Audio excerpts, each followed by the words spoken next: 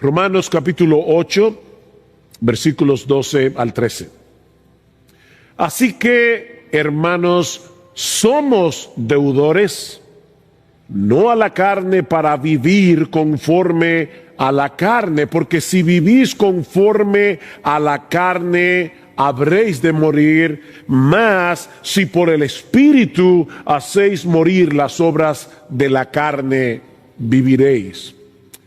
Todo cristiano verdadero anhela luchar eficazmente contra el pecado que todavía mora en nosotros, como hemos visto ya en el estudio de esta carta, sobre todo al considerar los capítulos 6 y 7 y lo que va del capítulo 8.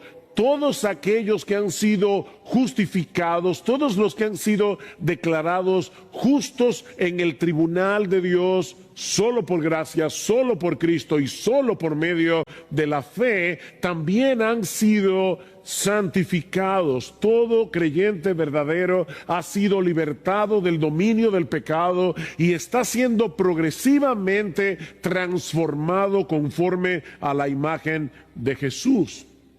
Pero lo cierto es que eso genera en nosotros un conflicto constante, porque quisiéramos batallar menos contra el pecado y tener más victoria. Quisiéramos batallar menos y quisiéramos tener más victoria en la lucha, sobre todo en días como estos, cuando podemos estar más vulnerables a ciertas tentaciones. Hay hermanos que han perdido sus trabajos.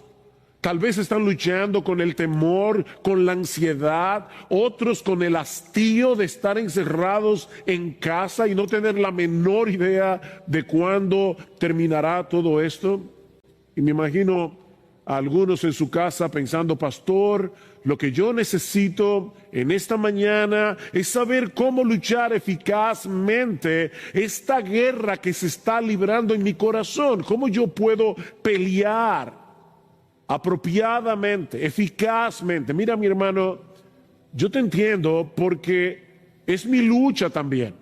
Sin embargo, es necesario considerar el cómo, o mejor dicho, es necesario que antes de considerar el cómo podamos seguir profundizando en el qué.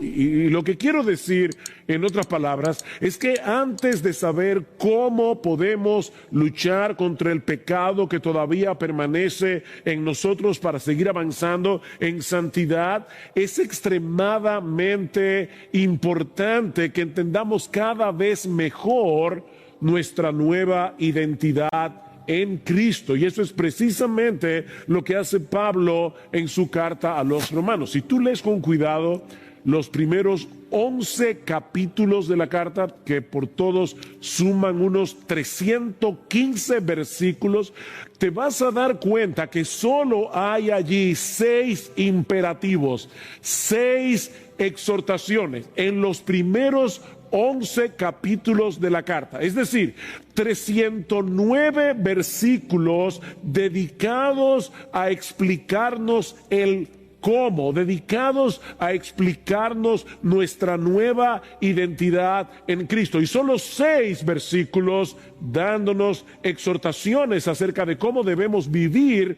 nuestra nueva vida en Cristo. Pablo sabía que el árbol de la obediencia solo puede crecer apropiadamente en el terreno de la gracia de Dios en Cristo. Yo voy a repetir eso otra vez. El árbol de la obediencia solo puede crecer apropiadamente cuando está enraizado en el terreno de la gracia de Dios en Cristo.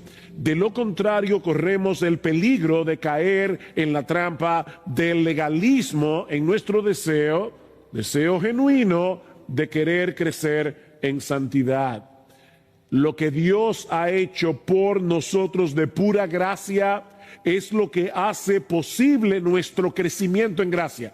Su obrar viene primero, nuestro obrar viene después. Es por eso que a partir del capítulo 12 de la carta a los Romanos, luego de haber explicado el Evangelio con todo lujo de detalles, encontramos tantas exhortaciones a vivir a la altura de lo que somos como cristianos. Para que tengan una idea, Yo les acabo de decir que en los primeros 11 capítulos de la carta solo hay 6 exhortaciones. En el capítulo 2 ya hay 20 exhortaciones, 20 imperativos, y así en el resto de la carta. Mis hermanos, ¿qué nos está diciendo Pablo aquí? Que debemos conocer primero nuestra nueva identidad en Cristo para que luego podamos vivir en consecuencia. La semana pasada veíamos que todos los cristianos, óyeme bien, todos los cristianos, sin excepción, somos espirituales. No importa si tienen 5 meses en la fe o si tienen 20 años en la fe, todo verdadero cristiano es espiritual en el sentido de que todos hemos sido regenerados por el Espíritu Santo y en todos nosotros ahora mora, ahora habita el Espíritu Santo. Todos los cristianos son templo del Espíritu de Dios, de manera que tenemos nuevos recursos, tenemos nuevas motivaciones que antes no teníamos para obedecer a Dios y seguir creciendo en santidad. No por una motivación legalista, sino por una motivación evangélica. Y eso es precisamente lo que vamos a considerar en esta mañana al estudiar los versículos 12 y 13. Mi plan original era llegar hasta el versículo 17 en la mañana de hoy, pero a medida que avanzaba en la preparación de este mensaje, vino a ser evidente que iba a tener que concentrarme únicamente en estos 2 versículos, de los cuales aprendemos 2 cosas. Podemos derivar 2 enseñanzas. La primera es que los cristianos debemos ser coherentes con la obra que ya Dios hizo a nuestro favor en Cristo. Los cristianos debemos ser coherentes. Nota una vez más cómo comienza el versículo 12.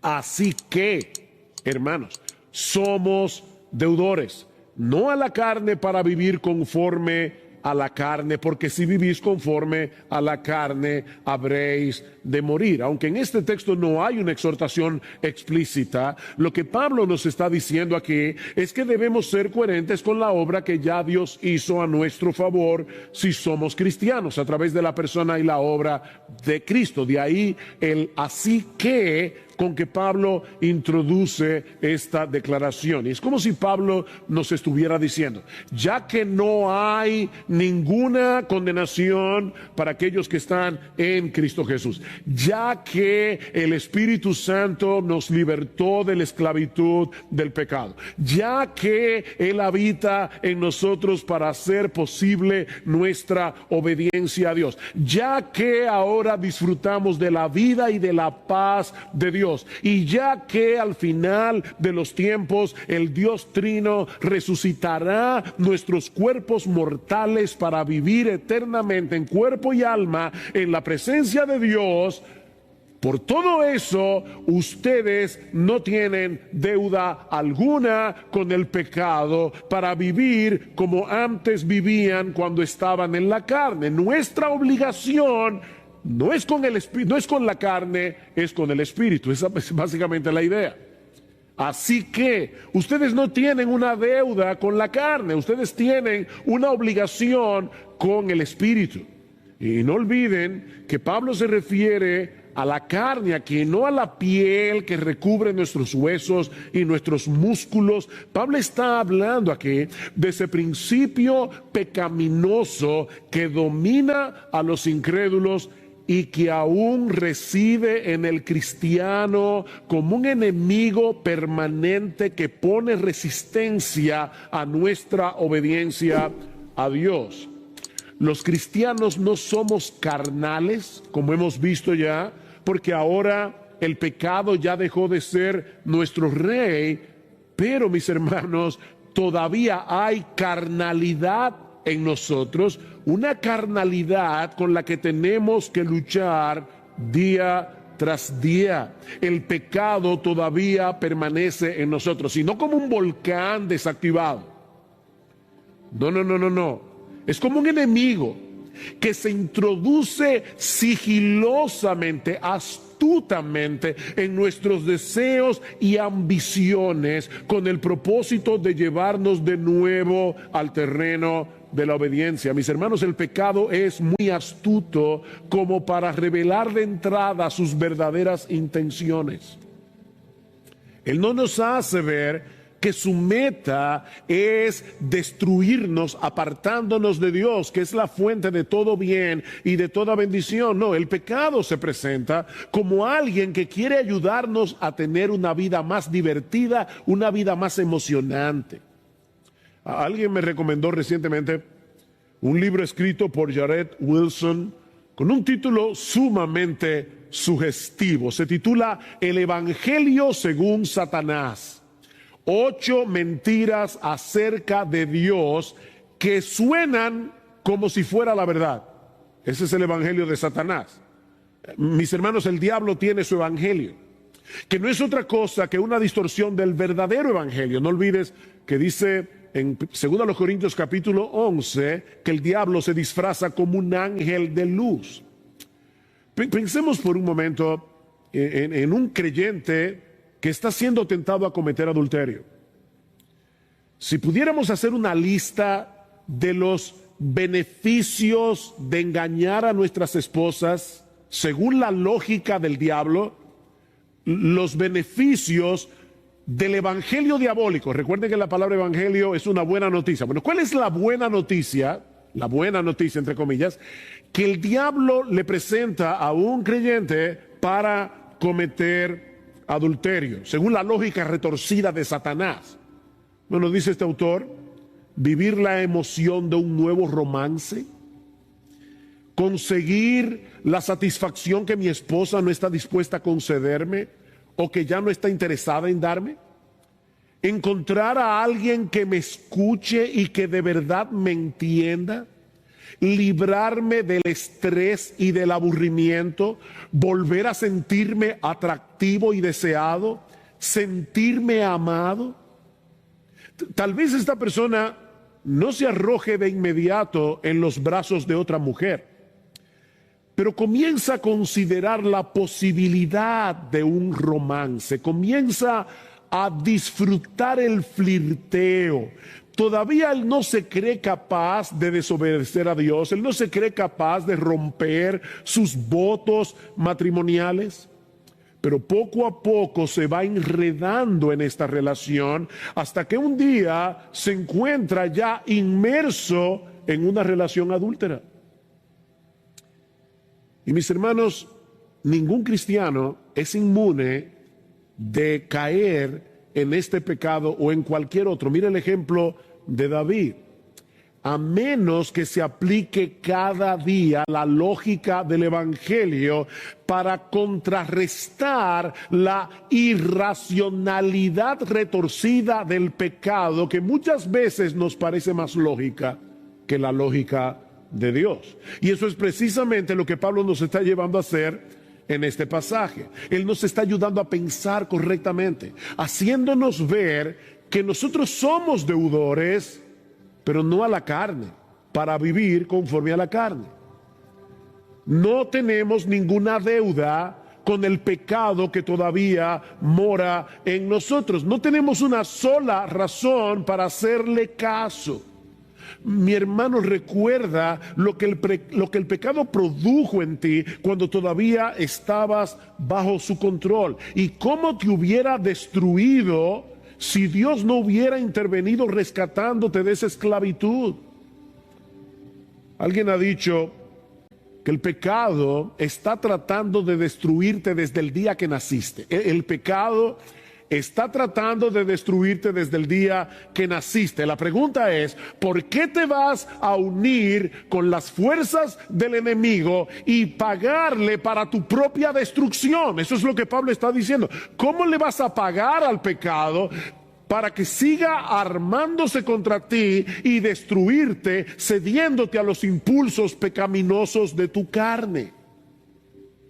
Si alguna deuda de gratitud tenemos, es con el Dios Trino, que nos atrajo con cuerdas de amor a la cruz del Calvario. Ese Dios que nos unió en Cristo para que su justicia fuera su justicia. Ese Dios que envió la morada del Espíritu, nos hizo morada del Espíritu para que el pecado no pueda dominarnos a su antojo nunca más.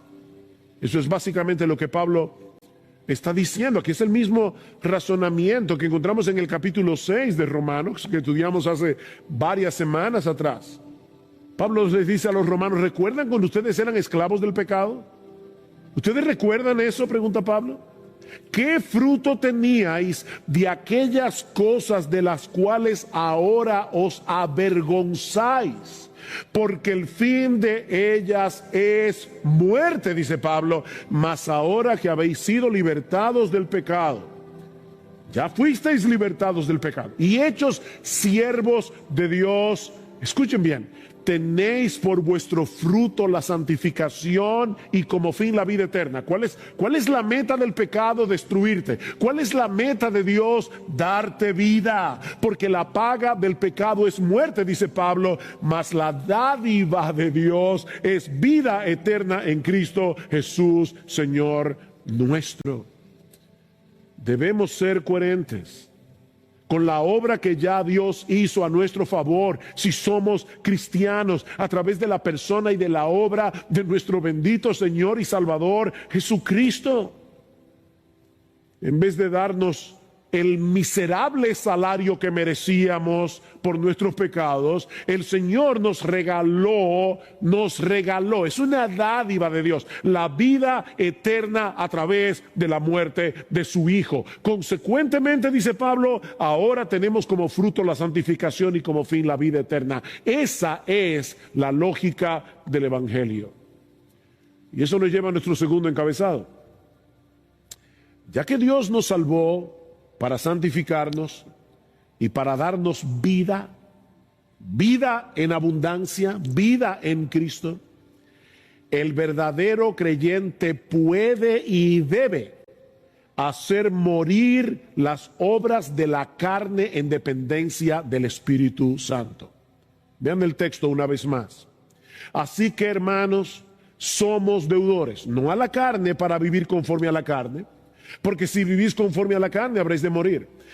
Pero si por el Espíritu hacéis morir las obras de la carne, viviréis. Lamentablemente, algunos leen este versículo como si Pablo estuviera diciendo que un verdadero cristiano pudiera perder su salvación si comienza a vivir conforme a la carne, porque Pablo dice: si vivís conforme a la carne habréis de morir. Pero mis hermanos, eso es totalmente contrario a la enseñanza del resto de las Escrituras. La salvación es por gracia, no es por obras. Y es una salvación segura porque depende de la justicia de Cristo, que es imputada o puesta en nuestra cuenta por medio de la fe. Si la salvación se pierde, entonces a final de cuentas tú tienes que conservarla por tus obras. Entonces la salvación no es por gracia, la salvación es por obras. En el mismo texto que leímos hace un momento en el capítulo 6 de Romanos, Pablo nos dice que la muerte es la paga del pecado. Eso es lo que tú y yo merecimos. Pero la vida eterna no es meritoria. La vida eterna es una dádiva de Dios, dice Pablo, un regalo que Él nos otorga de pura gracia, gratuitamente en Cristo. Sin embargo, si una persona vive controlada por su carne, siguiendo sin freno los deseos y ambiciones de su naturaleza pecaminosa, que no es otra cosa que un deseo de buscar gloria para nosotros y hacer nuestra voluntad, se está engañando a sí misma si cree que es cristiana y va camino al cielo. Eso es lo que Pablo está diciendo. Pero si por medio del Espíritu estás haciendo morir las obras de la carne, estás luchando contra el pecado que todavía permanece en ti, porque deseas agradar a Dios por medio de tu obediencia, por gratitud, por todo lo que Él ha hecho por ti a través de nuestro bendito Señor y Salvador Jesucristo. Eso es un síntoma inequívoco de que estás espiritualmente vivo. John Stott, el comentarista, lo pone de esta manera: hay un estilo de vida que lleva a la muerte y hay un tipo de muerte que lleva a la vida. Hay un estilo de vida que lleva a la muerte eterna. Y hay un tipo de muerte, mortificar, darle muerte al pecado, que lleva a la vida. El cristiano, como dice Pablo en Romanos capítulo 6, versículo 11, es alguien que ha muerto al pecado, pero que está vivo para Dios. De manera que el cristiano se distingue del no cristiano en su práctica constante de darle muerte al pecado que todavía mora en él. Esto no es algo de un momento, es una lucha diaria que no terminará sino hasta el momento de la muerte. Como decía el puritano John Owen, vamos a librarnos de este cuerpo de muerte a través de la muerte del cuerpo. Y es interesante notar la manera como el apóstol Pablo plantea esto aquí en el versículo 13. Porque por un lado, Pablo nos dice que tú y yo somos responsables de darle muerte al pecado. Esa es nuestra responsabilidad, darle muerte al pecado. Que no es otra cosa que repudiar el pecado, resistir al pecado con todas las fuerzas de nuestro ser desde el mismo momento en que percibimos su intención de seducirnos. Eso es algo que nadie hará por nosotros. Somos tú y yo los que debemos darle muerte al pecado. Noten que Pablo no dice, deja que el Espíritu le dé muerte al pecado. No, lo que él dice es dale muerte al pecado.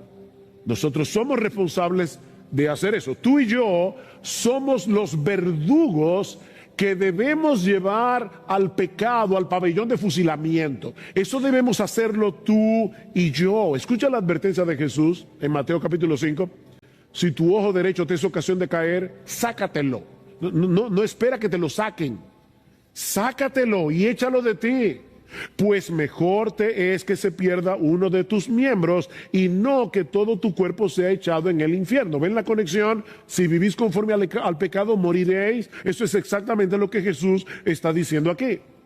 Si tu mano derecha te es ocasión de caer, córtala y échala de ti. Y no es algo físico. Él está hablando de la resistencia al pecado. Pues mejor es que se pierda uno de tus miembros y no que todo tu cuerpo sea echado en el infierno. Pablo dice en Colosenses capítulo 3, versículo 5, después de haber dicho que nosotros hemos muerto y que nuestra vida está escondida con Cristo en Dios, dice, haced pues morir. ¿Quién? Tú y yo. Haced morir lo terrenal en vosotros, fornicación, impureza, pasiones desordenadas, malos deseos y avaricia, que es idolatría. Pablo va a decir más adelante en el capítulo 13 de Romanos, el texto que llevó a Agustín de Hipona a la conversión, que debemos vestirnos del Señor Jesucristo y no satisfacer los deseos de la carne.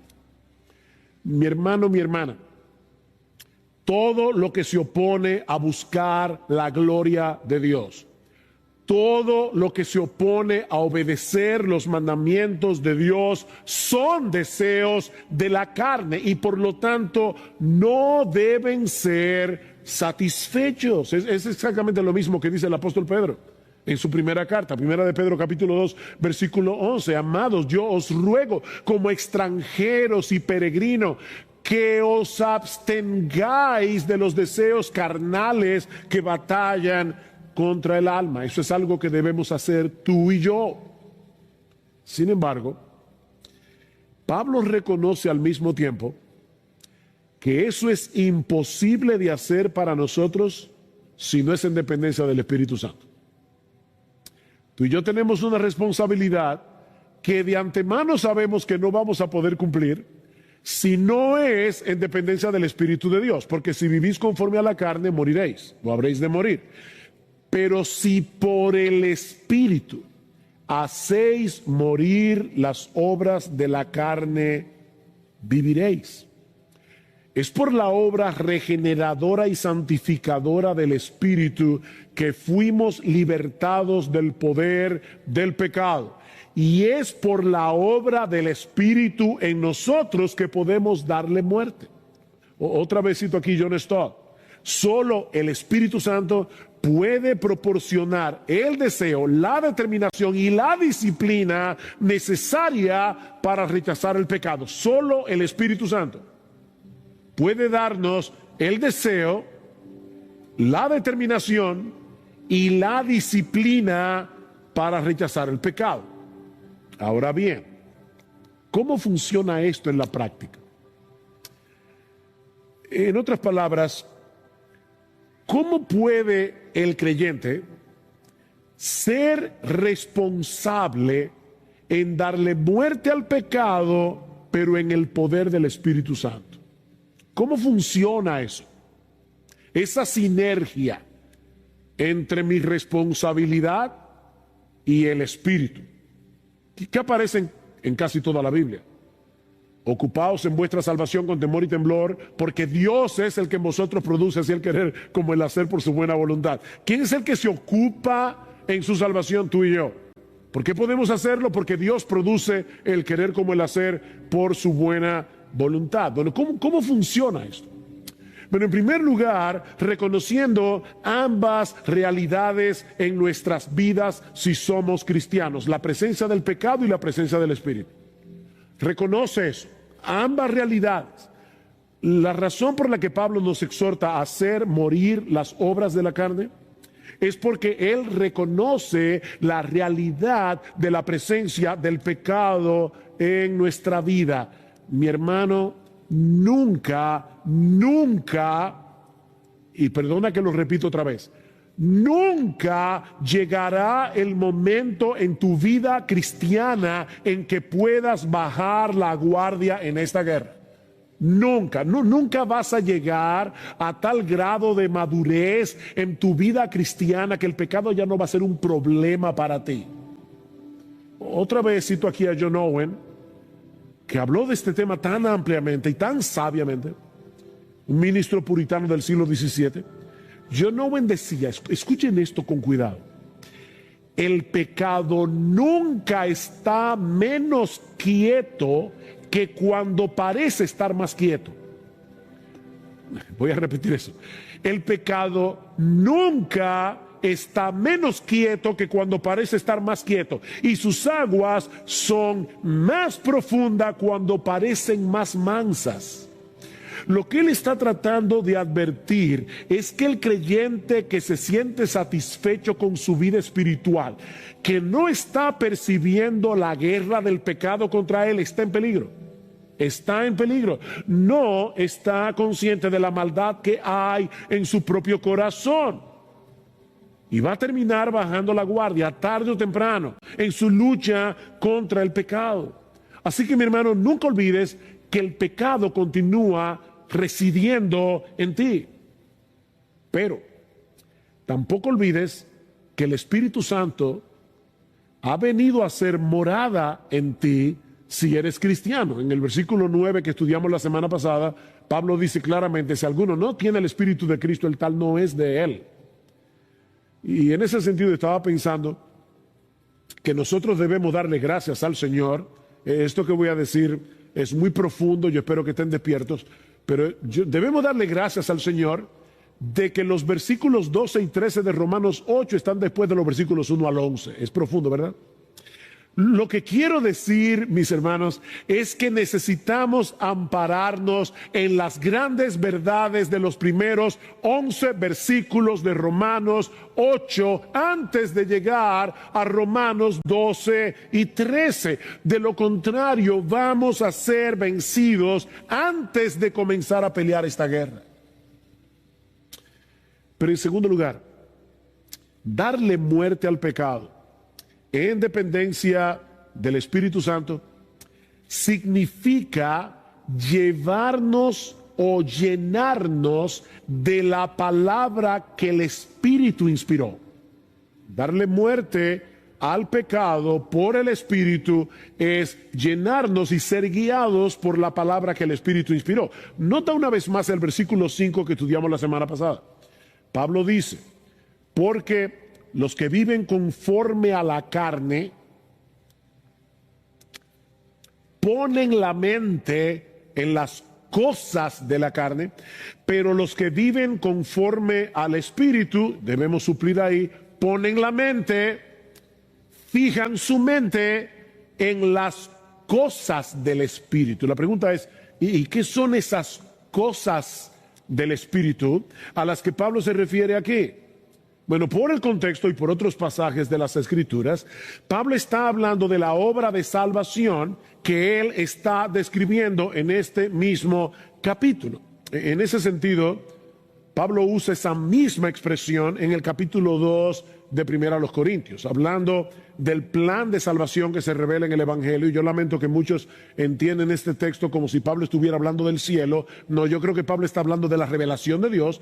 Pablo dice, citando Isaías capítulo 64, versículo 4, cosas que ojo no vio, ahí está la palabra cosas otra vez, cosas que ojo no vio, ni oído oyó, ni han subido en corazón de hombre, son las que Dios ha preparado en el plan de redención para los que le aman. Pero Dios nos las reveló a nosotros por su Espíritu. Aquí está la revelación, porque el Espíritu todo lo escudriña aún lo profundo de Dios. Y más adelante, en el versículo 14, y aquí sí claramente hablando de la revelación de Dios, Pablo dice que el hombre natural, escuchen esta frase, no percibe las cosas que son del Espíritu. ¿Ven ahí la frase?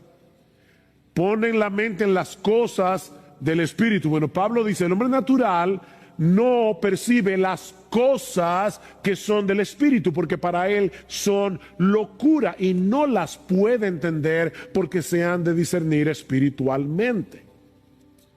Bueno, cuando Pablo dice, pon tu mente en las cosas del Espíritu, lo que Pablo nos está diciendo es, recuerda constantemente lo que Dios te ha revelado en su palabra acerca de la salvación en Cristo. Recuerda constantemente las bendiciones que Él te ha dado de pura gracia para que puedas matar ese pecado que procura impedirte disfrutar de esas bendiciones. ¿Ves el punto? Perdón. ¿Tú recuerdas la armadura del creyente que Pablo describe en Efesios capítulo 6? Hay una sola pieza en toda esa armadura que es ofensiva. ¿Cuál es? La espada. Dice Pablo, sobre todas las cosas tomad el yelmo de la salvación, protégete la cabeza con el yelmo de la salvación y toma la espada del Espíritu, que es la palabra de Dios. Esa es la única parte ofensiva de la armadura que precisamente se usa para matar. ¿Para matar el qué? Tu pecado, para matar tu pecado. De manera que si tú quieres matar el pecado que mora en ti en dependencia del Espíritu Santo, debes usar la espada del Espíritu, que es la palabra de Dios. ¿Sabes por qué?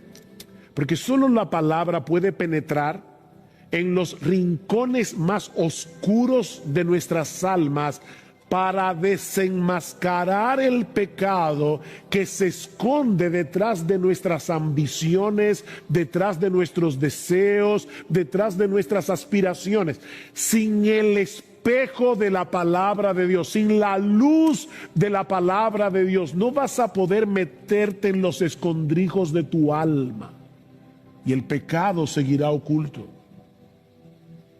¿Cómo vas a poder matar un enemigo que no ves?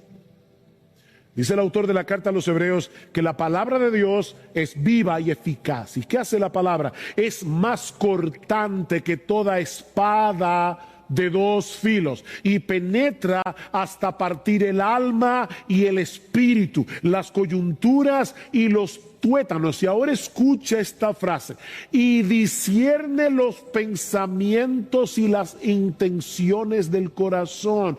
Nosotros tenemos una terrible tendencia a engañarnos a nosotros mismos, pero la palabra de Dios descubre, pone al descubierto las intenciones del corazón. Solo la Biblia puede hacer eso.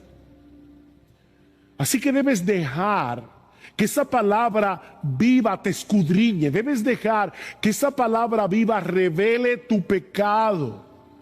Pero al mismo tiempo, debes apropiarte por la fe de esa palabra inspirada por el Espíritu para poder vencer al pecado en dependencia del Espíritu. Mira, mi hermano, no trates de matar la carne en la carne. Déjame repetir eso de nuevo. No cometas el error, y se puede hacer eso, tratar de matar la carne en la carne. Alguien lo puso de esta manera. No trates de luchar con el pecado predicándote mini sermones de la ley, que es lo que hacen muchos creyentes. Si hago esto, Dios me va a castigar. Es un mini sermón de la ley. O al final voy a sentirme avergonzado. O eso va contra mis principios cristianos. O no voy a soportarme después verme al espejo. Mini sermones de la ley. Mis hermanos, ese era el problema de los Gálatas. El problema de los Gálatas, que estaban haciendo caso, estaban haciendo oído a falsos maestros que querían hacerles creer que ahora debían depender de la ley para crecer en santidad. Y escuchen cómo Pablo los amonesta. Oh Gálatas insensatos. Y como citaba hace mucho en un sermón anterior de una paráfrasis de alguien que decía: oh mis queridos imbéciles de Galacia. Básicamente lo que Pablo está diciendo. ¿Quién nos fascinó? Y la palabra ahí es embrujar. ¿Quién nos embrujó para no obedecer a la verdad? A vosotros, ante cuyos ojos Jesucristo ya fue presentado claramente entre vosotros como crucificado. ¿Ven el Evangelio? ¿Ven el Evangelio otra vez? Que nos fue revelado por medio de los apóstoles en la Biblia. Esto solo quiero saber de vosotros. ¿Recibisteis el Espíritu por las obras de la ley o por el oír con fe? Tan necios sois que habiendo comenzado por el Espíritu, ahora vais a acabar por la carne. ¿Y qué significa eso? Bueno, acabar por la carne en este contexto es volver a depender de la ley para ser santificado. Todo aquel que pretende alcanzar el favor de Dios a través de su propio esfuerzo por obedecer la ley se está conduciendo según la carne. Eso es lo que Pablo está diciendo aquí. Y ahora escuchen el versículo 5. ¿Tantas cosas habéis padecido en vano, si es que realmente fue en vano? Aquel pues que os suministra, noten que no dice suministró, es presente. Aquel que os suministra el Espíritu y hace maravillas entre vosotros, ¿lo hace por las obras de la ley o por el oír con fe? Bueno, la respuesta que Pablo espera de sus lectores es muy obvia.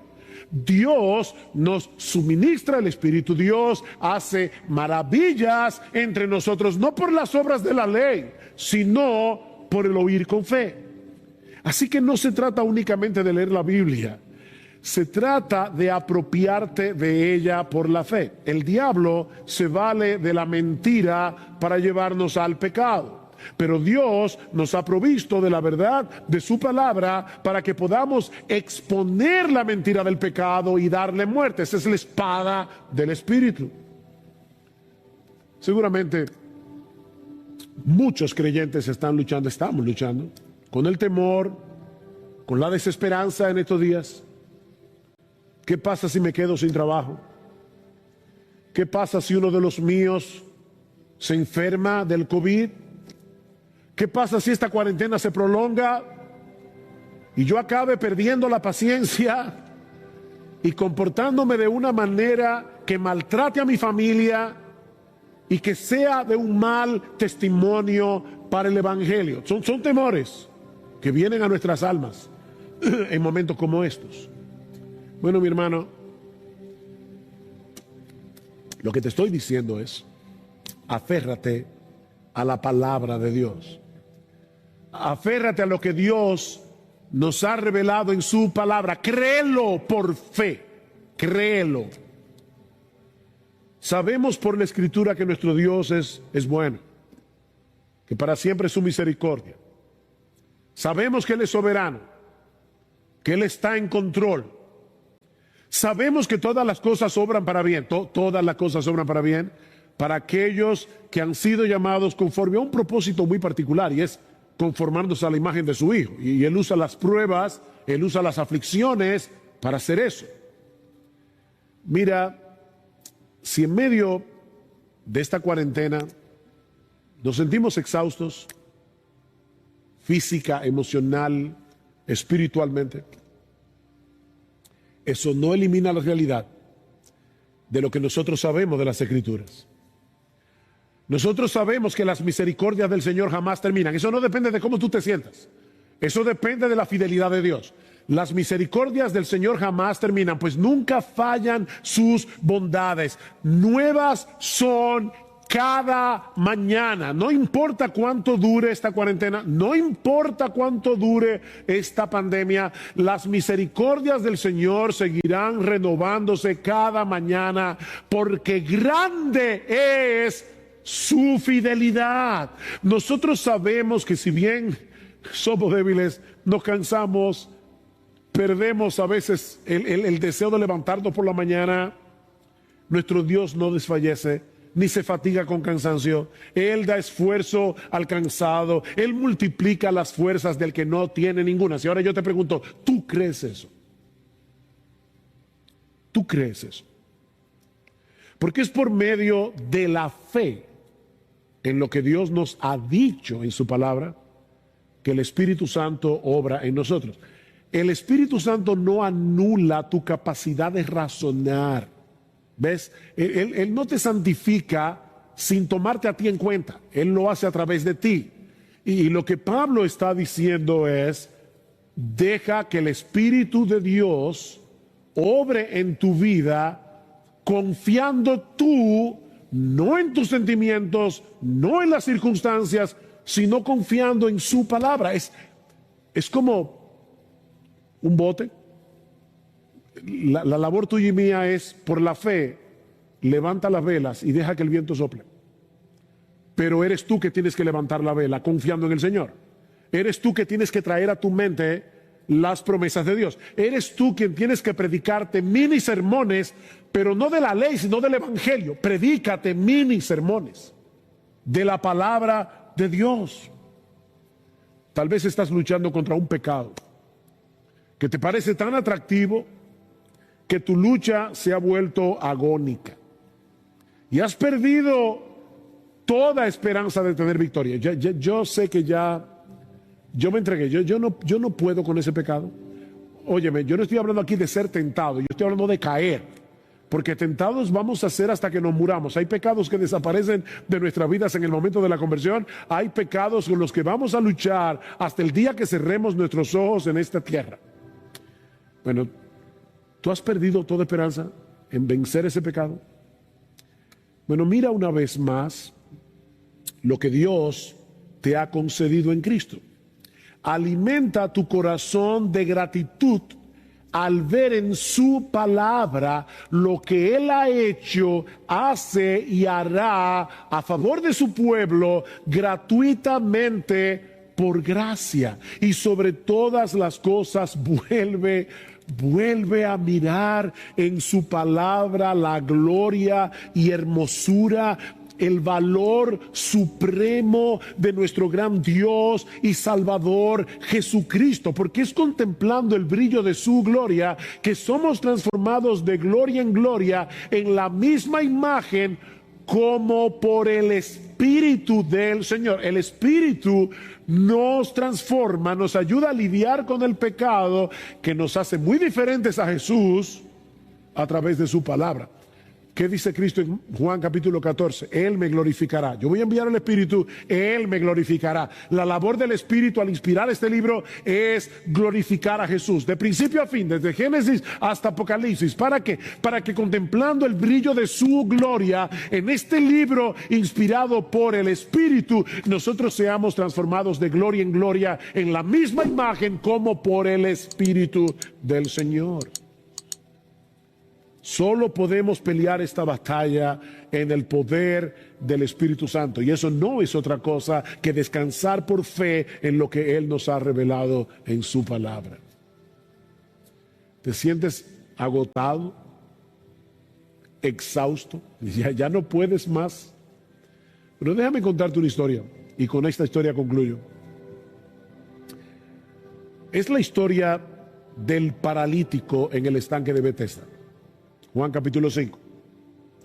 Llevaba 38 años en esa condición.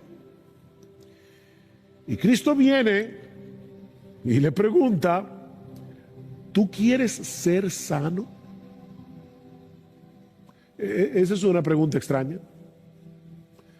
Si alguien hubiera estado ahí diría, pero claro que quiere ser sano. Pero Cristo sabía, y esto es una especulación mía, lo admito, pero creo que es una especulación que tiene cierta base por el texto, que este hombre no solo sufría parálisis en sus pies, sino también en su voluntad.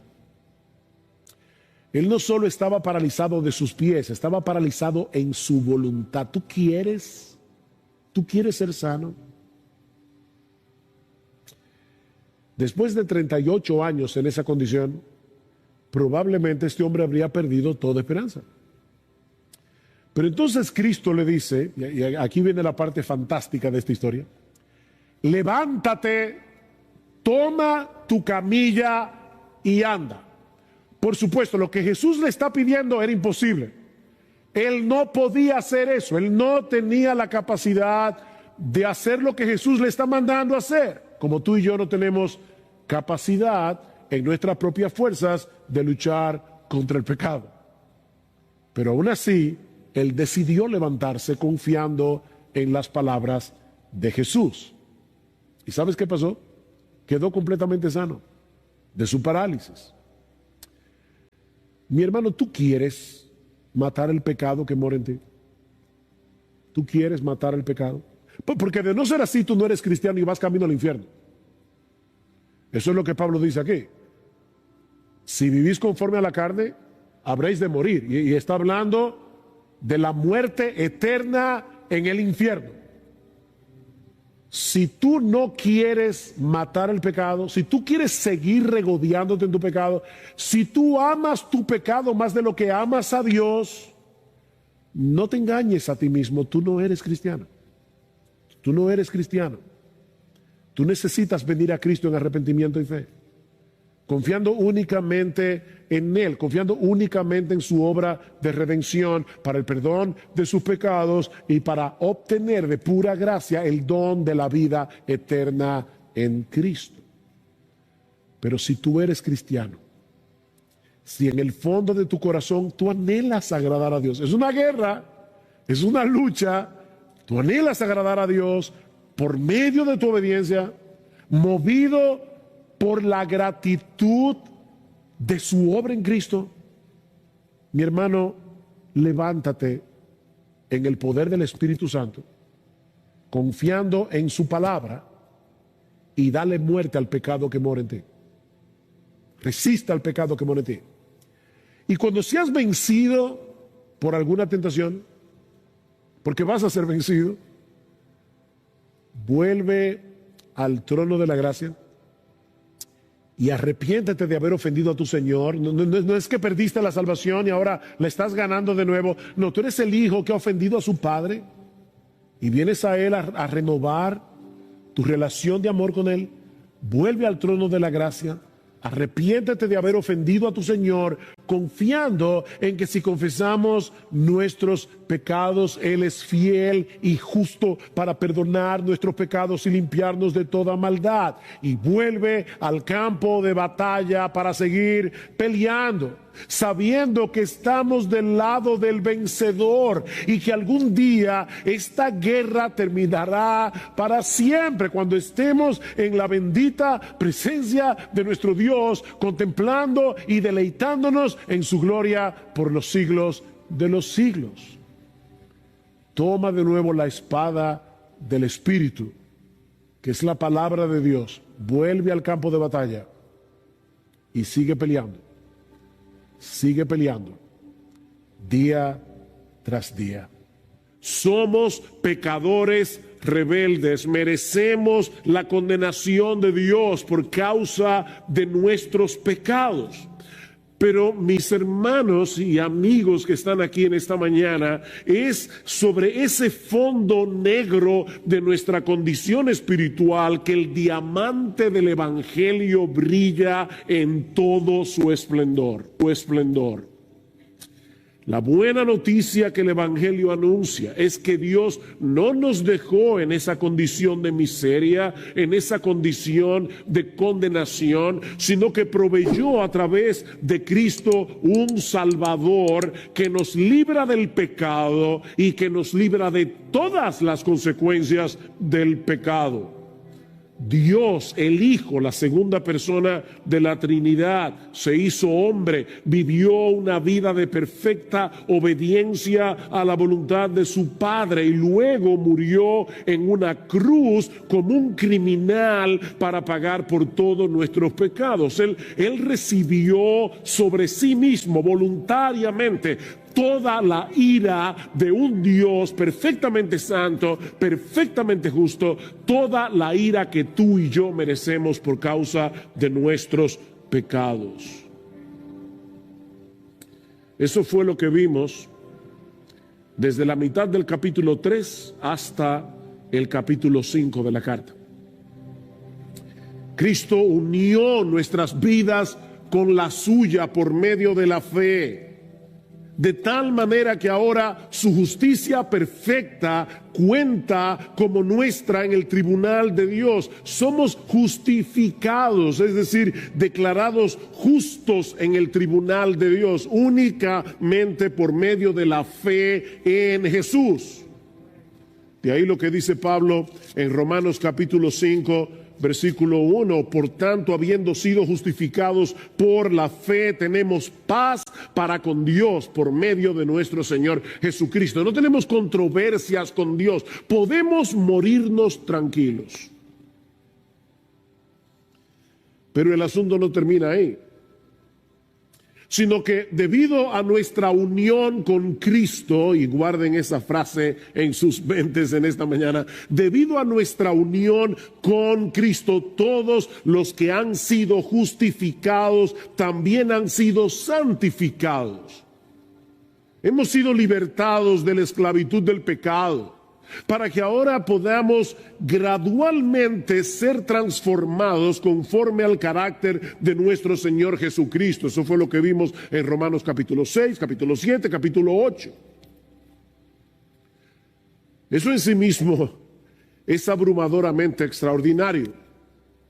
Pero resulta mucho más sorprendente si consideramos el hecho de que la única razón, óyeme mi hermano, la única razón por la que ahora disfrutamos de todas esas bendiciones que fluyen de nuestra unión con Cristo es porque Dios de pura gracia decidió amarnos desde antes de la fundación del mundo, como vimos a partir del capítulo 9.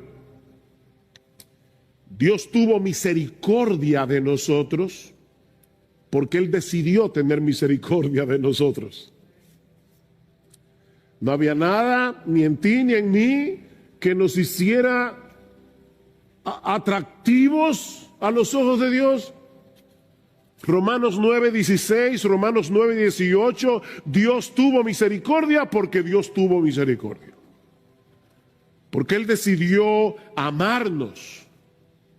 Es por eso que Pablo concluye esta sección de la carta reaccionando en adoración al contemplar ese despliegue de la sabiduría de Dios. ¿Cómo solo Dios puede concebir un plan de salvación a través del cual Él perdona a pecadores culpables y aún así mantiene intacta su justicia? Y eso es lo que lleva a Pablo a decir en el capítulo 11, versículo 33, oh profundidad de las riquezas y de la sabiduría y del conocimiento de Dios, cuán insondables son sus juicios, inescrutables sus caminos, pues ¿quién ha conocido la mente del Señor? ¿O quién quién llegó a ser su consejero o quién le ha dado a él primero para que se le tenga que recompensar, porque de él y por él y para él son todas las cosas. A él sea la gloria por siempre. Amén. Y lo que vamos a ver ahora, a partir del capítulo 12 y hasta el final de la epístola, son las aplicaciones que se derivan de todo lo que Dios ha hecho a nuestro favor. Solo por gracia, solo por Cristo, solo por medio de la fe. Y hay al menos dos enseñanzas que podemos extraer de estos dos versículos de Romanos 12 con el que Pablo introduce esta última sección de la carta. La primera es que la vida cristiana práctica, porque recuerden, ahora vamos a ver las aplicaciones. La vida cristiana práctica se construye sobre el Evangelio. O si quieren ponerlo en las palabras de Pablo, la vida cristiana se construye sobre las misericordias de Dios. Sobre las misericordias de Dios. Vean una vez más el versículo 1. Por consiguiente, o como dice la Reina Valera del 60, así que, hermanos, os ruego por las misericordias de Dios que presentéis vuestros cuerpos como sacrificio vivo y santo, aceptable a Dios, que es vuestro culto racional. Esta exhortación no aparece en un vacío, ni todas las que vamos a ver a partir de ahora en la serie de Romanos. No son exhortaciones que aparecen en un vacío. Están relacionadas con todo lo que Pablo ha venido hablando del Evangelio en los primeros 11 capítulos de la carta. Primero el Evangelio, luego las exhortaciones. Y en este caso, mis hermanos, el orden de los factores sí altera el producto. Sí altera el producto. No podemos comenzar exhortando a las personas a que se comporten de cierta manera sin antes decirles lo que Dios ha hecho a nuestro favor en Cristo para hacer posible ese cambio radical en nuestras vidas. Primero el Evangelio, luego las exhortaciones. Mis hermanos, ese es el problema de los moralistas. Nosotros somos cristianos, no moralizadores. El problema de los moralistas es que sus exhortaciones a una vida buena no tienen ninguna base que la sustente. Los moralistas ponen el caballo detrás de la carreta, cuando debería ser delante, ¿verdad? Para que mueva la carreta. Los moralistas ponen el caballo detrás. De hecho, es interesante notar que en los primeros 11 capítulos de Romanos, los cuales suman en total 315 versículos, cuéntalos si quieres, 315 versículos, allí solo aparecen 6 exhortaciones o mandatos. 6 mandamientos en 315 versículos. Pero a partir del capítulo 12 encontramos una exhortación tras otra sobre cómo vivir a la altura de nuestra nueva identidad en Cristo. De hecho, solo en el capítulo 12 hay 20 exhortaciones, más del triple que en los 11 capítulos anteriores. Otra manera de decir esto, y por favor no se preocupen, van a entenderlo porque al principio puede sonar un poco extraño, pero otra manera de decir esto es que en la gramática del Evangelio los indicativos vienen primero y los imperativos después. Si tú quieres hablar en el lenguaje de Dios, apréndete esta regla de la gramática celestial. Los indicativos primero y los imperativos después. Ahora, yo sé que hay muchos aquí que salieron del colegio hace ya unos cuantos años. Así que déjenme explicar a qué yo me refiero. En la gramática española se usa el verbo en modo indicativo para señalar un hecho. Por ejemplo, Juan tiró la pelota. El verbo está ahí en modo indicativo. Estoy relatando algo que sucedió. ¿Qué fue lo que sucedió? Que Juan tiró la pelota. Ahora, si yo digo, niños, escuchen, si yo digo, Juan, tira la pelota, ¿cuál es la diferencia? Que ahora yo no estoy relatando un hecho, estoy dando una orden, estoy dando un mandato. En ese caso, el verbo está en modo imperativo. Bueno, lo que estamos diciendo, mis amados hermanos, es que en el Evangelio los hechos de nuestra redención en Cristo vienen primero. Los imperativos, exhortaciones, mandatos que se derivan de esos hechos vienen después. Esa es la gramática de Dios. El Evangelio contiene exhortaciones, de hecho lo vemos en nuestro propio texto de hoy en la mañana, pero como bien señala el teólogo escocés Sinclair Ferguson, estas exhortaciones se encuentran enraizadas en el rico suelo de la gracia.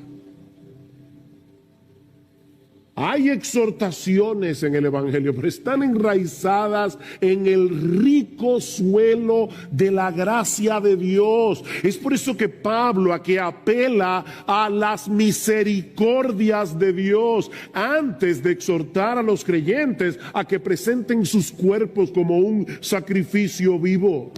Y noten, mis hermanos, que Pablo menciona aquí las misericordias de Dios. Él pudo haber dicho, os ruego por la misericordia de Dios, pero no fue lo que dijo. Él dijo, os ruego por las misericordias de Dios, en plural. Mis hermanos, el diamante del Evangelio tiene tantas facetas que podemos pasarnos el resto de nuestras vidas meditando en todas las maneras en que Dios nos ha mostrado y nos sigue mostrando su misericordia. Nuevas son cada mañana. ¿Saben que los diamantes dependen de su precio por los cortes que tienen?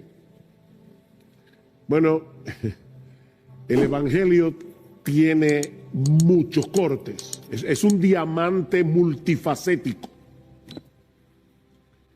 Este es un tema que nunca se agota. Este es un tema que nunca se agota. Podemos meditar en las misericordias de Dios las 24 horas del día, los 365 días del año, y nunca llegará el momento en que nos quedemos en blanco, sin nada por lo cual agradecer a nuestro Dios por todo lo que Él ha hecho, por todo lo que Él está haciendo y por todo lo que hará, únicamente por causa de Jesucristo. Mira, mi hermano, esas misericordias comenzaron antes de que tú nacieras. Esas misericordias comenzaron en la eternidad, cuando Dios nos escogió para amarnos en Cristo de pura gracia desde antes de la fundación del mundo.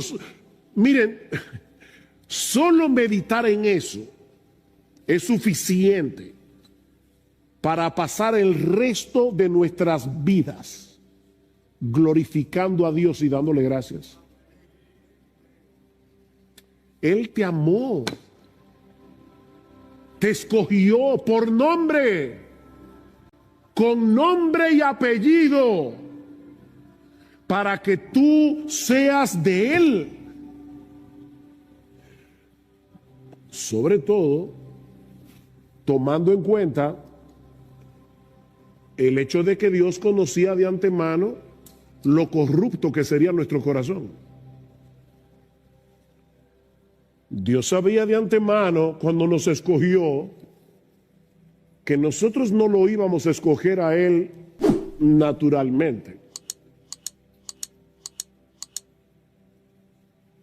Y sabía de antemano el precio que Él iba a tener que pagar para rescatarnos de esa condición y reconciliarnos con Él. La vida de su precioso Hijo. Mis hermanos, en la misma medida en que nosotros entendemos la magnitud de nuestros pecados, así como la gloria y majestad de aquel que estuvo dispuesto a hacerse hombre y sustituirnos en la cruz para pagar nuestra deuda con la justicia de Dios, en la misma medida en que nosotros entendemos eso, estaremos preparados para darle a nuestro Dios la gloria que Él merece. Esa es la meta final de nuestra salvación, la gloria de Dios. Que nuestro Dios reciba toda la gloria por lo que Él ha hecho a nuestro favor en Cristo. Escuchen cómo Pablo lo va a decir más adelante en Romanos capítulo 15, en el versículo 7. Por tanto, aceptaos los unos a los otros como también Cristo nos aceptó para gloria de Dios. Cristo nos aceptó para gloria de Dios. Pues os digo que Cristo se hizo servidor de la circuncisión para demostrar la verdad de Dios, para confirmar las promesas dadas a los padres y para que los gentiles glorifiquen a Dios por su misericordia.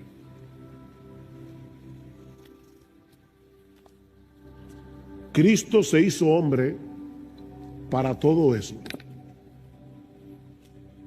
Para que ahora podamos vivir el resto de nuestras vidas glorificando a Dios por su misericordia. Lo que nos lleva de la mano a la segunda parte de nuestro texto. Ya vimos que la vida cristiana se construye sobre el Evangelio, es sobre las misericordias de Dios, sobre lo que ya Dios hizo a nuestro favor. Cualquier cosa que nosotros hagamos de ahora en adelante no es para ganarnos el favor de Dios, es porque ya fuimos favorecidos por Él. Recuerden la gramática, primero los indicativos, luego los imperativos. Bueno, ahora vienen los imperativos. Y lo que aprendemos de esta segunda parte de nuestro texto es que la vida cristiana práctica se resume en dos deberes fundamentales que descansan en las misericordias de Dios. Y el primero es que presentemos nuestros cuerpos en sacrificio vivo. Vean el versículo 1. Romanos 12:1. Por consiguiente, hermanos, os ruego por las misericordias de Dios que presentéis vuestros cuerpos como sacrificio. Deténganse allí por un momento.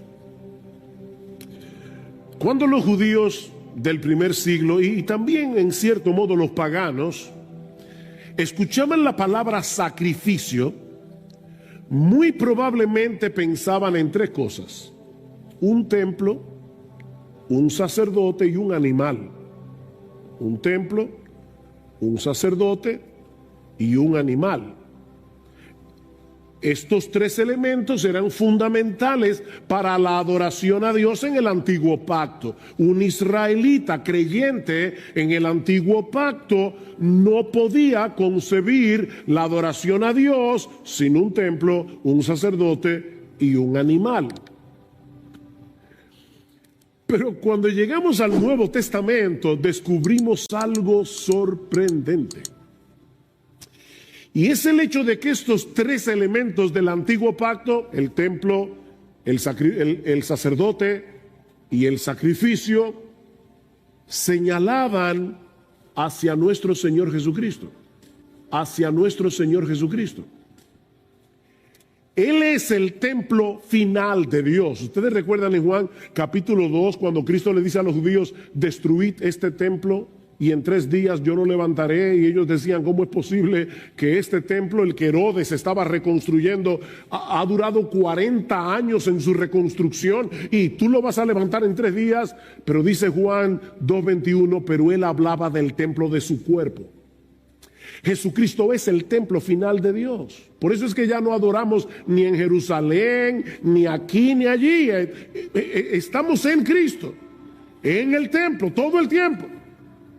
Pero al mismo tiempo, Él es el sacerdote y el sacrificio. Él es el sacerdote que en el altar de la cruz se ofrece a sí mismo como el Cordero de Dios que quita el pecado del mundo. Eso es lo que vemos en toda la carta a los Hebreos.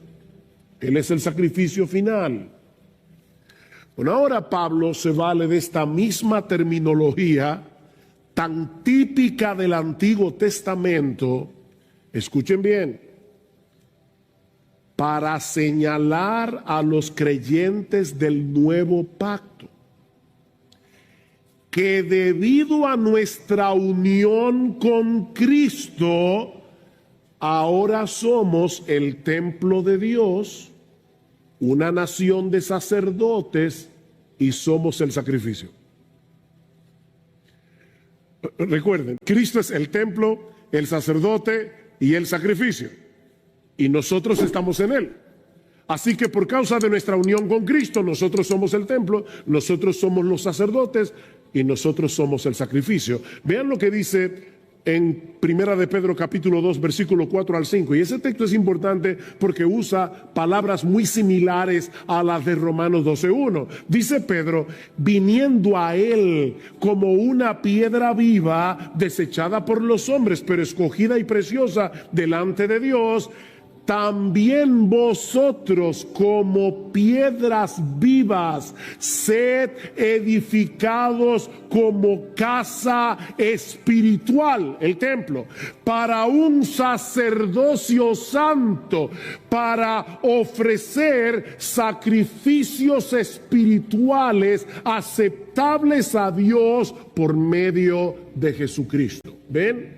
Somos el templo, los sacerdotes y el sacrificio. Solo que ahora ese sacrificio no tiene nada que ver con el perdón de los pecados, sino con nuestra consagración, con nuestra entrega total a Dios por lo que Él ya hizo en Cristo para perdonar nuestros pecados. Nosotros no hacemos sacrificios para el perdón de los pecados. Eso lo hizo Jesús. Por eso es que Pedro dice que nuestros sacrificios espirituales son aceptables a Dios por medio de Jesucristo. De manera que el sacrificio del que Pablo está hablando en Romanos capítulo 12, versículo 1, mis amados hermanos, es la entrega de todo nuestro ser como una manifestación de nuestra gratitud hacia Dios por todas sus misericordias. En vez de traer un animal para ser sacrificado como hacían los israelitas en el Antiguo Testamento, nosotros somos el sacrificio. Ese es el culto, dice Pablo al final del versículo 1. Que ahora rendimos a Dios, la presentación de nuestros cuerpos como un sacrificio vivo. Hay una obsesión ahora con el cuerpo. Y eso no es nuevo, los griegos tenían esa misma obsesión. Una obsesión. Los gimnasios son el nuevo templo de hoy, donde las personas van a adorar. Y yo no digo que todo el que vaya a un gimnasio va por eso. Yo estoy diciendo simplemente que hay personas que usan los gimnasios como un templo de adoración a su propio cuerpo. Hay una obsesión con el cuerpo. Y lo que Pablo está diciendo es, sí, toma ese cuerpo y sacrifícaselo a Dios. Esa debe ser tu obsesión. No las libras. El sacrificio, la consagración. Mis hermanos, la verdadera adoración en el nuevo pacto no consiste en algo que hacemos en un lugar determinado, en un día de la semana. Es la entrega total de todo nuestro ser con la determinación de hacer todo lo que hacemos para la gloria de Dios. Adorar a Dios no es algo místico. Estoy aquí.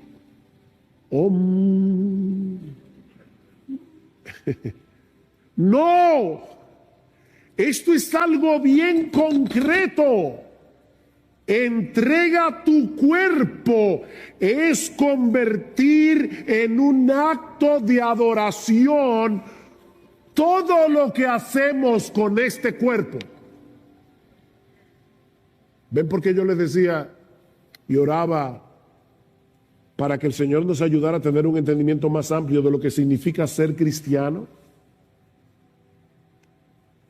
Mis hermanos, esa es la misma enseñanza que vimos hace meses atrás cuando estudiamos Romanos capítulo 6. Vayan conmigo una vez más a Romanos capítulo 6, versículo 11. Así también vosotros consideraos muertos al pecado, pero vivos para Dios en Cristo Jesús. Esa es la enseñanza, la exhortación. Por tanto, no reine el pecado en vuestro cuerpo mortal, para que no obedezcáis sus lujurias, ni presentéis los miembros de vuestro cuerpo al pecado como instrumentos de iniquidad, sino, aquí está la exhortación de Romanos 12, presentaos vosotros mismos a Dios como vivos de entre los muertos y vuestros miembros a Dios como instrumentos de justicia.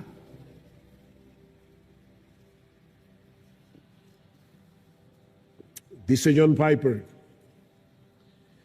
lo que esto significa es que tú vas a convertir, todo lo que haces con tu cuerpo en una demostración de que Dios es tu tesoro. Deja que cada acto de tu cuerpo vivo muestre que Cristo es más precioso para ti que cualquier otra cosa. Que cada acto de tu cuerpo vivo sea una muerte para todo lo que deshonra a Jesucristo.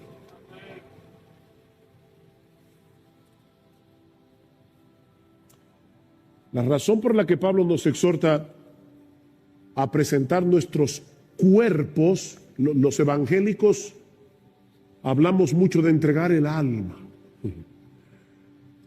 Vamos a salvar almas. No, vamos a salvar gente que tienen cuerpo y tienen alma. Y cuando Cristo salva, salva el cuerpo y el alma. No una sola cosa.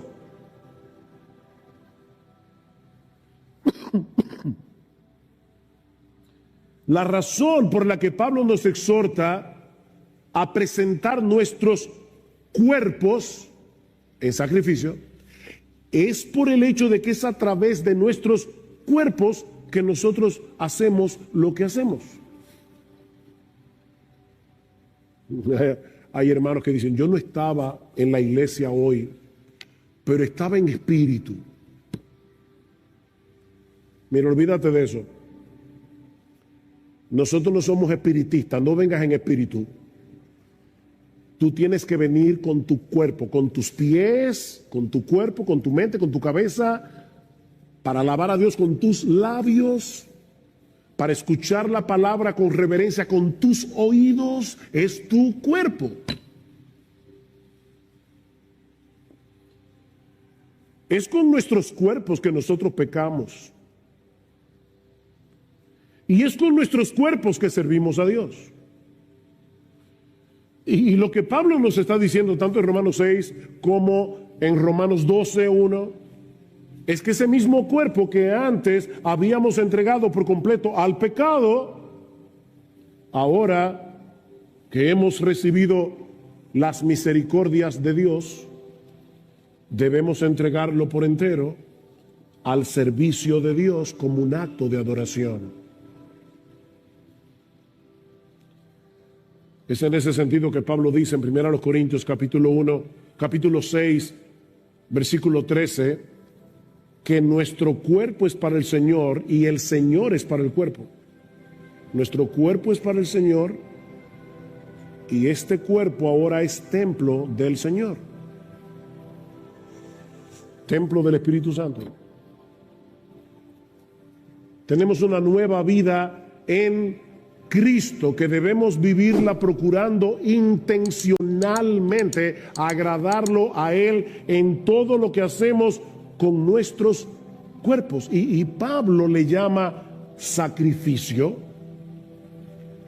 porque se trata de algo que hacemos deliberadamente y que muchas veces resultará costoso y doloroso debido al pecado que todavía mora en nosotros. Córtate la mano, sácate los ojos.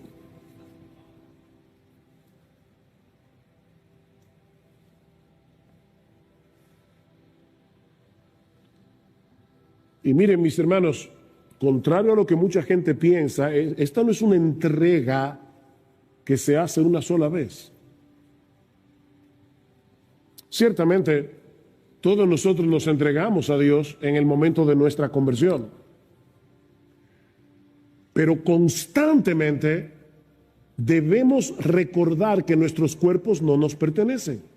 Por eso es que el Señor nos dice en Lucas: niégate a ti mismo, toma tu cruz cada día y sígueme.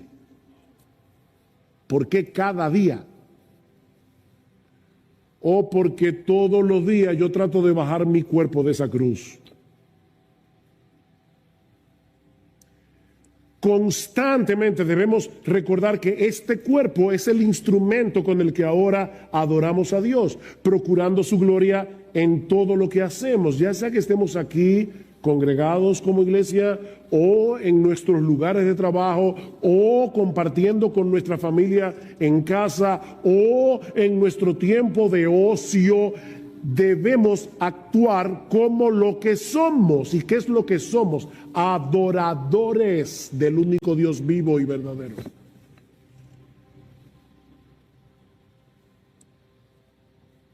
Alguien decía, me encanta esto. Me encanta esto.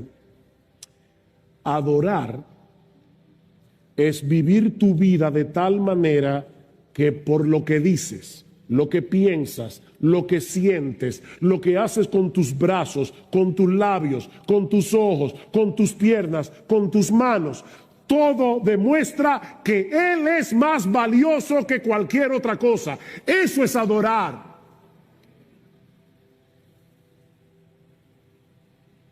Y en ese sentido yo pienso, mis hermanos, que debemos tener cuidado al decir que nosotros venimos a la iglesia a adorar a Dios. Ahora, no me malentiendan. Nosotros venimos a la iglesia a adorar a Dios. Eso es verdad.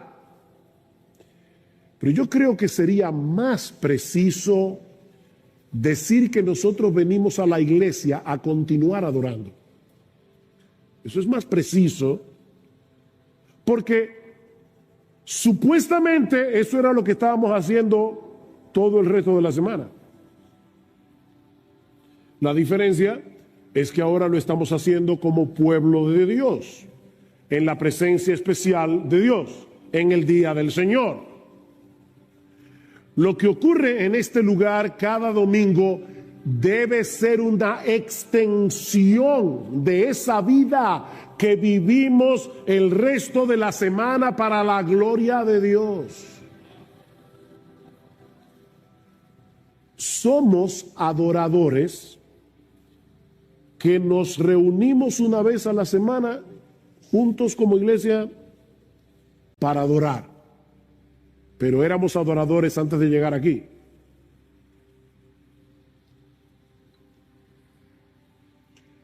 Y esa es una idea que se repite una y otra vez en el Nuevo Testamento. Por solo citar algunos textos en Filipenses capítulo 3. ¿Recuerdan que leyó Marcos? Nosotros somos la verdadera circuncisión, los que en espíritu adoramos a Dios y nos gloriamos en Cristo Jesús. ¿Cuándo es eso? Cuando estamos aquí en la iglesia los 7 días de la semana.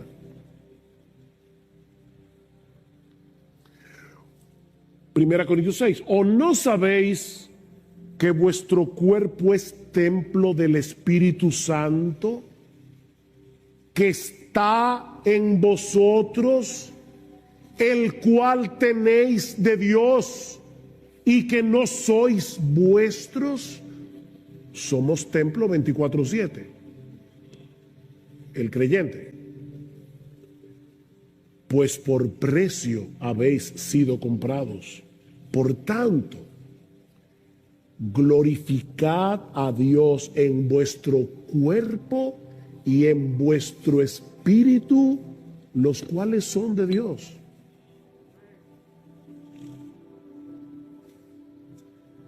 Sí, pastor, por eso es que yo hago mi devocional todos los días. Nadie ha mencionado aquí la palabra devocional. 1 Corintios 10:31. Si pues coméis o bebéis o hacéis otra cosa, hacedlo todo para la gloria de Dios. Todo. Amén. Mira, mi hermano, déjame decir esto con dulzura, un corazón pastoral. De nada sirve venir a la iglesia y cantar himnos con toda emoción y cerrar los ojos y levantar las manos. Y ustedes saben que yo ni estoy en contra de cantar con emoción, todo lo contrario, ni de cerrar los ojos, yo lo hago todo el tiempo, o levantar las manos. Pero mira, mi hermano, mi hermana, de nada sirve hacer todo eso para luego vivir el resto de la semana haciendo tu voluntad y buscando tu propia gloria.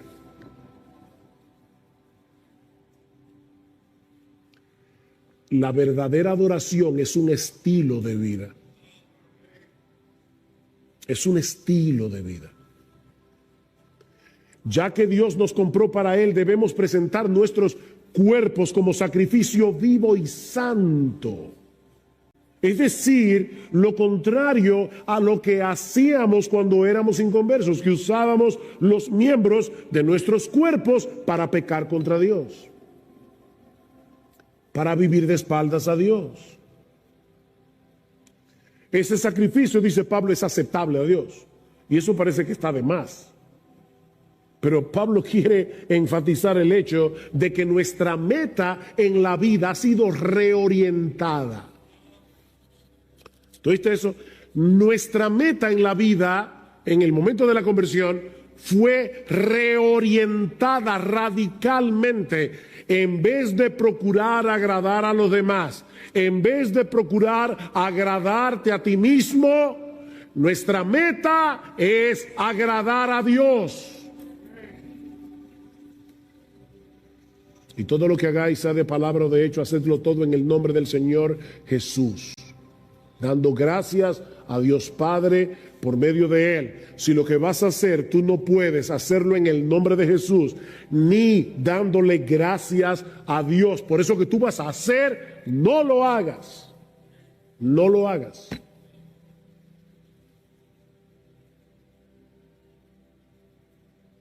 Eso es verdadera adoración.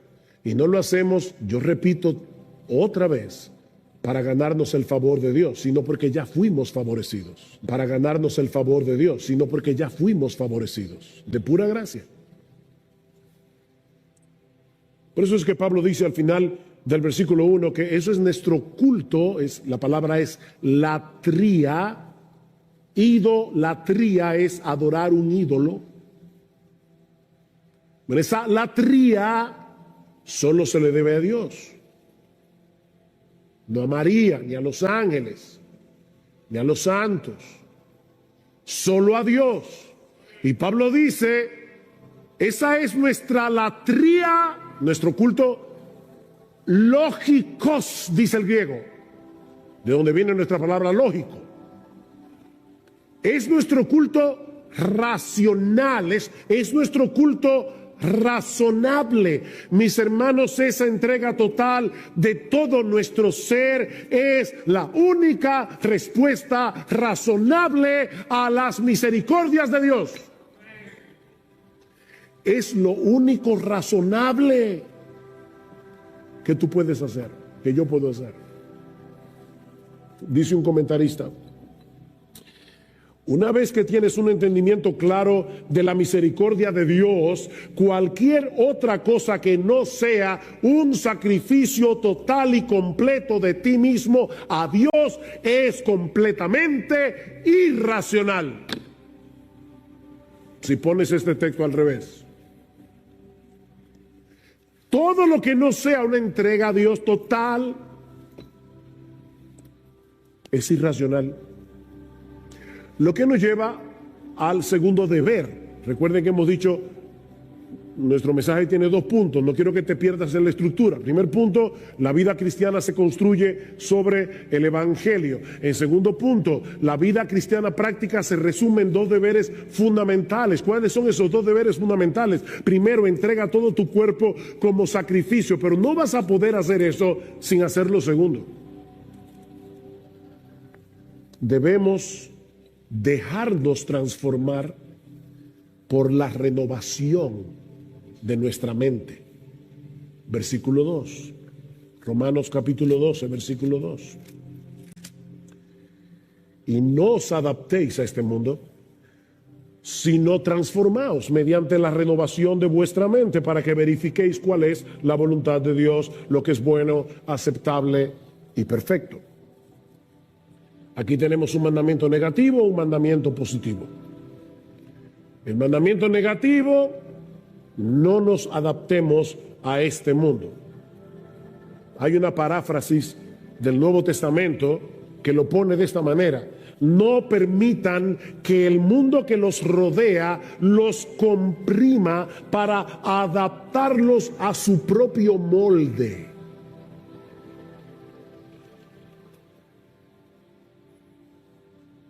Este mundo tiene un sistema de valores y de prioridades totalmente contrarios a Dios, y no es un mundo pasivo. Este sistema mundano en el que nosotros vivimos, cuando hablamos del mundo aquí, no nos estamos refiriendo al planeta Tierra, nos estamos refiriendo a ese sistema de maldad que impera en este mundo y que es contrario a Dios. Ese sistema, mis hermanos, trata por todos los medios de imponerse sobre nosotros, frecuentemente de una manera sutil, no es tan claro a veces. De hecho, la mayoría de las veces no es tan claro. En una manera sutil, insistente, constante, prolongada.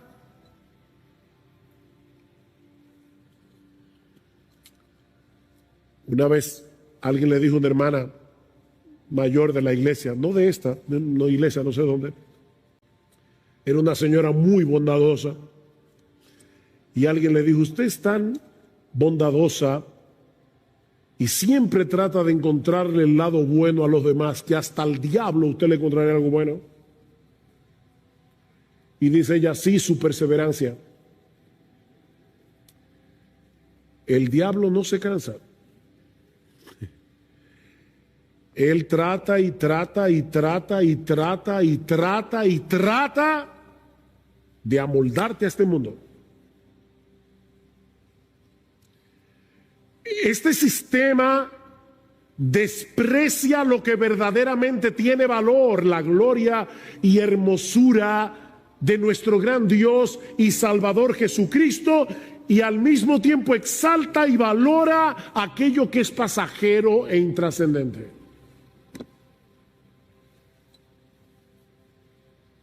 Lo fútil. Un filósofo árabe, Khalil Gibran, escribió una historia acerca de dos ladrones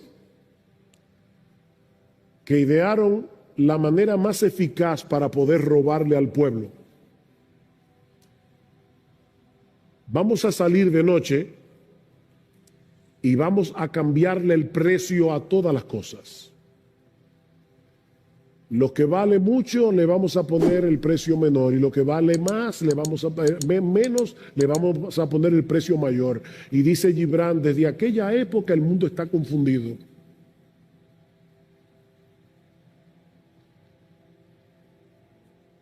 Nos están engañando.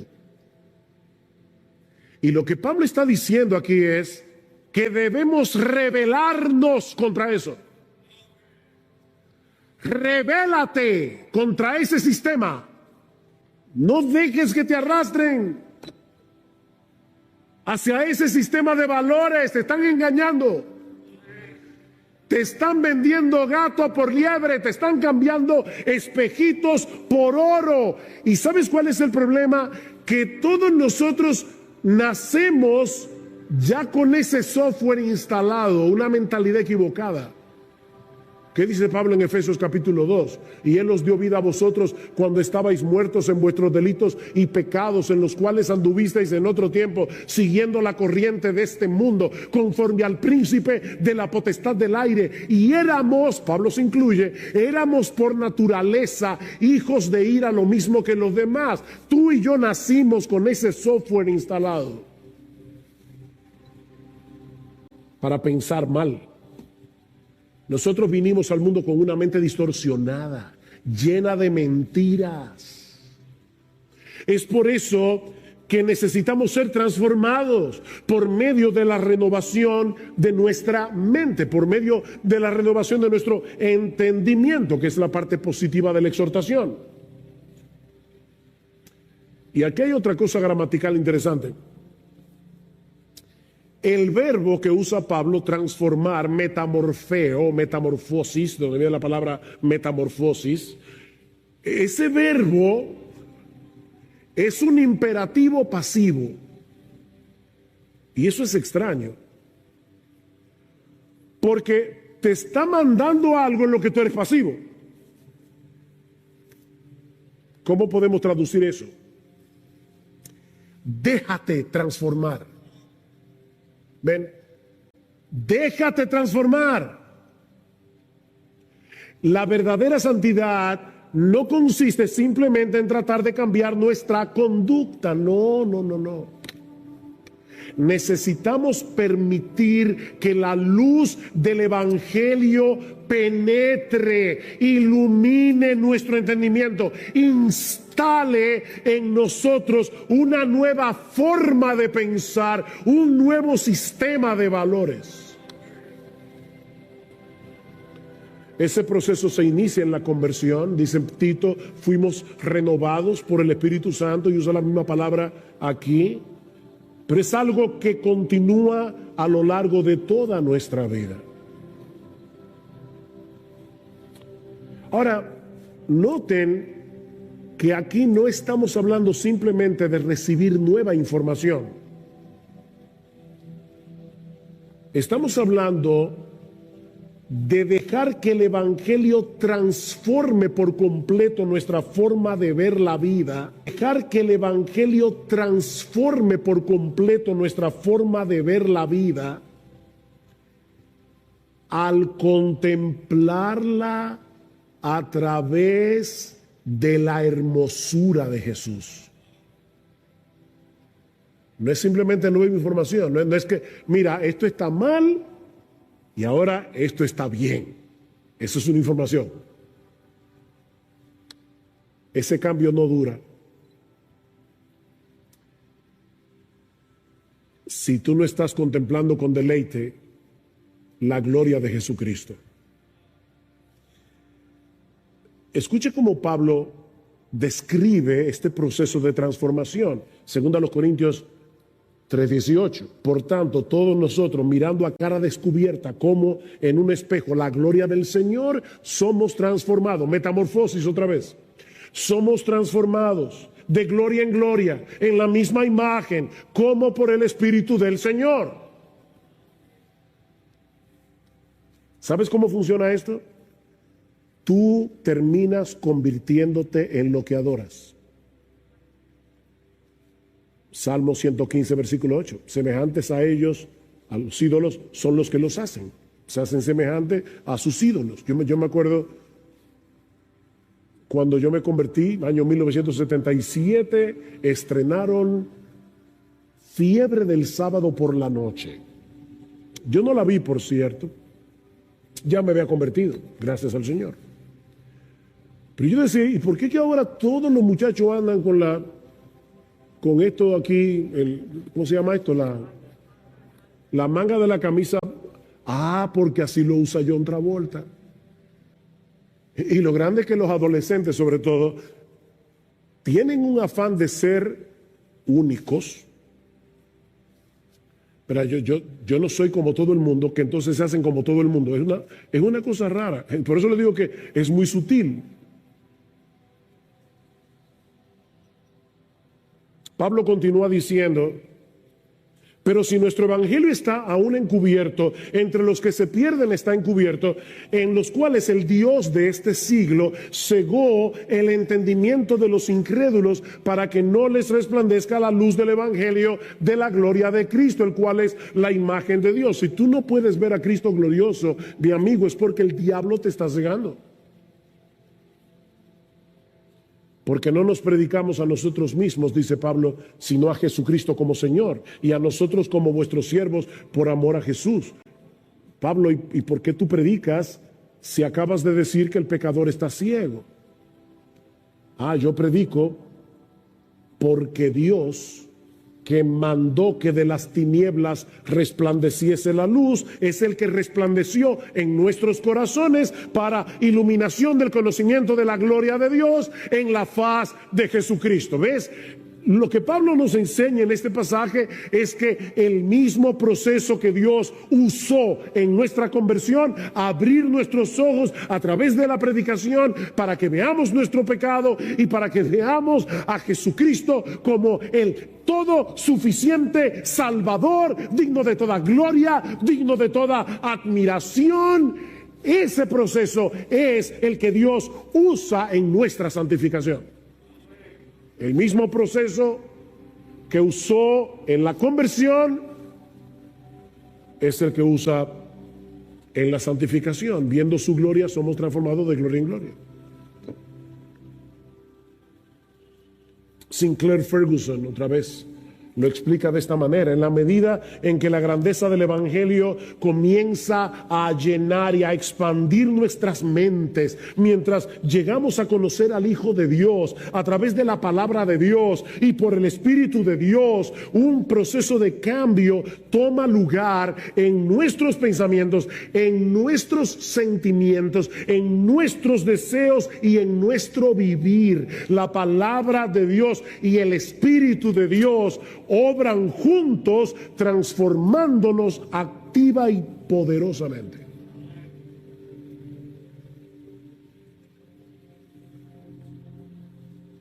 Solo de ese modo podemos verificar cuál es la voluntad de Dios, lo que es bueno, aceptable y perfecto, dice Romanos 12:2. ¿Y qué es lo que Pablo está diciendo aquí? Que cuando la mente es renovada por la palabra de Dios y comenzamos a valorar la gloria, la hermosura de Jesucristo por encima de todas las cosas y a encontrar nuestro máximo deleite en Él, no solo vamos a comprender cuál es la voluntad de Dios, qué es lo que Dios quiere de nosotros, sino que vamos a estar de acuerdo con Él en que eso es lo mejor para nosotros. Por eso dice, para que comprobéis. No es simplemente para que sepáis cuál es la voluntad de Dios. No es que ahora yo veo, ok, esta es la voluntad de Dios y eso es lo que me conviene. Eso es lo que me conviene. Porque Dios es misericordioso. Él no va a querer para mí nada malo. ¿Ven cómo volvemos a la exhortación del versículo 1?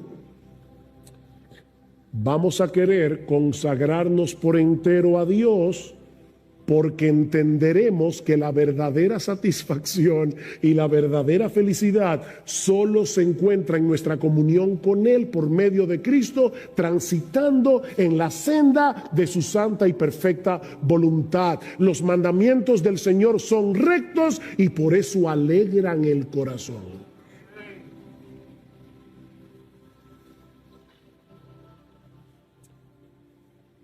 El hecho de hablar de sacrificio puede llevarnos a pensar que el llamado de Dios es algo como esto. Mira, tú vas a vivir una vida miserable aquí en la tierra, pero no te preocupes que al final viene la gloria. ¿Verdad? Eso es como alguna gente ve la vida cristiana. Aquí una desgracia, pero no te preocupes, esa desgracia dura poco. Lo bueno está del otro lado. Eso es lo que el diablo quiere que tú creas. No. La realidad es que Cristo vino a darnos vida y vida en abundancia. Cristo vino a darnos vida.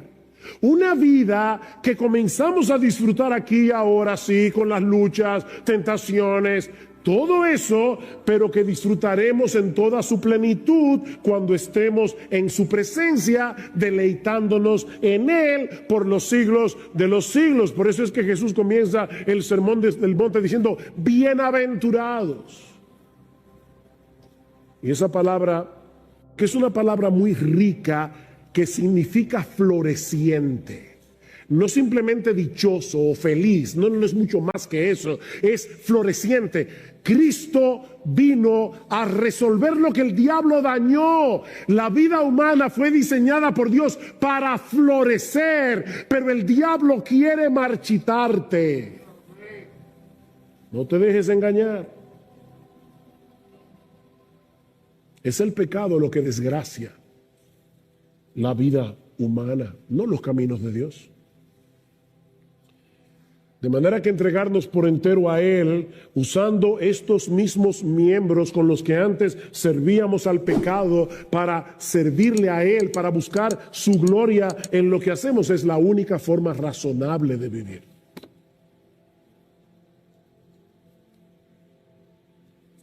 Y a la luz de esa realidad, déjame hacerte una pregunta.